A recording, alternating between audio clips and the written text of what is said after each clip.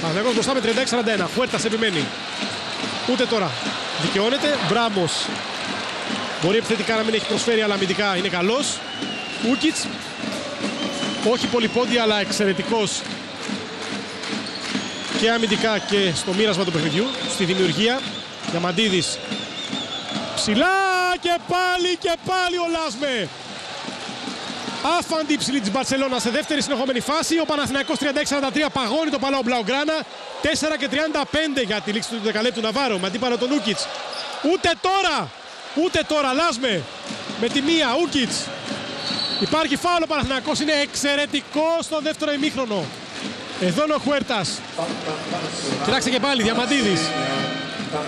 Ψηλά το alley hoop κάρφωμα από τον Λάσμε. Ο Γκαμπονέζος είναι καταπληκτικός, δύο φάσεις καρμπών με Ούκιτς και Διαμαντίδη. Παναθηναϊκός προηγείται 4:25 για το φινάλε του δεκαλέπτου. Κοιτάξτε εδώ, έχει κάνει ένα 11-2 επιμέρους σκορ στο τρίτο δεκάλεπτο. Διαφημίσεις σε λίγο μαζί.